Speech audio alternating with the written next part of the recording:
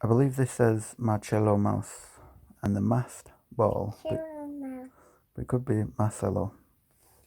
I'll say Marcello.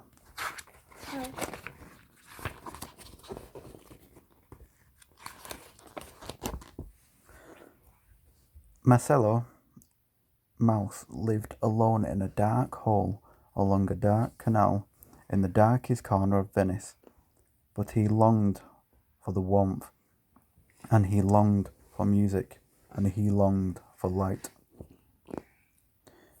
The winter had been long, the coldest Venice had ever known, but with a twitch of his tiny nose, Marcello could smell that spring was on its way, and with spring came a musical event.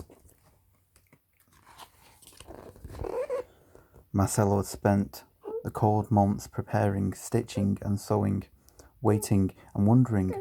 At last, the special day arrived. In the distance, Marcello Mouse heard a beautiful song. One by one, they come on the most magical night of all, with a rustle of silk and a jingle of bells, off to the magical ball.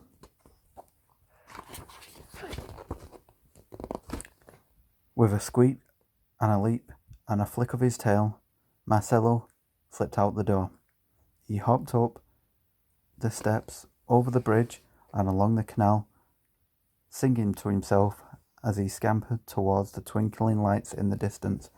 With each mouse step, the lights grew brighter and the music grew louder.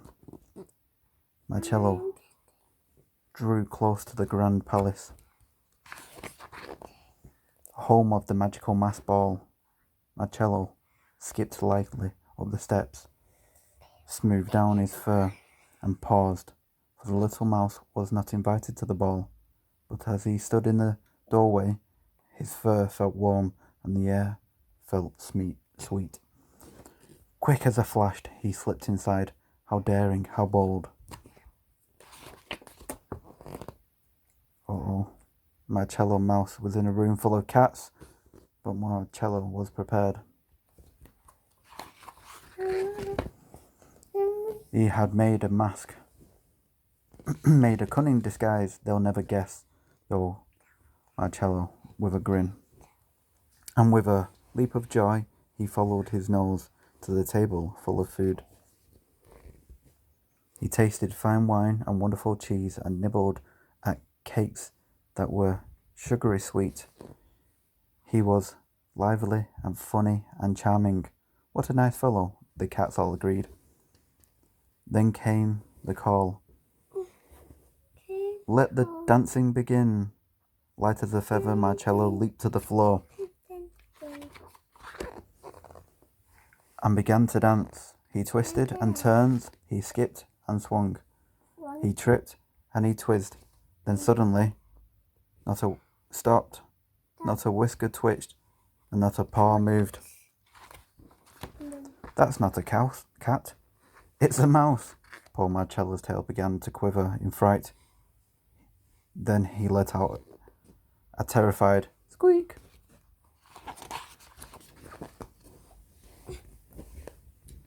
I'll be mice and cream by midnight, cried Marcello, dashing for the front door. Swerving and skidding, he shot across the floor. He sped along the hallway and scampered down the steps. He darted along the canal and tumbled over the bridge. He ran without stopping and without looking back until the bright lights of the ball were far behind him. But in a dark little mouse house, Marcello shivered and trembled in fright.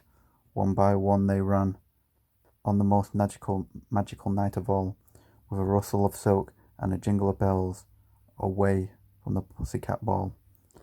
I've been so silly, he sobbed, they could have eaten me up. Slowly and sadly Marcello put his outfit away. Then he curled up into a little ball and tried his hardest to fall asleep. All of a sudden, there came a loud knock. Cats! Trembling, Marcello peered around the door, but there was a mat instead of a cat. was a large golden envelope. Written on the envelope was the name of Marcello Mouse. For me, he squeaked. I've never had a letter. The cats of Venice cordially invite you, brave Marcello Mouse, the amazing dancing mouse, to be the guest of honor at the summer ball. Marcello hoped and leaped for joy. They were going to eat me. They liked me. Marcello Mouse was happy. Mouse once more. And so, when the evening arrived, a small, smartly dressed mouse left his dark hole along the dark canal in the darkest corner of Venice and made his way to the grandest ball. And there upon a sparkling stage, Marcello Mouse, the amazing dancing mouse, received the warmest welcome of all. The end. That's Marcello Mouse and the masked ball. But I'm pretty certain it's probably Marcello.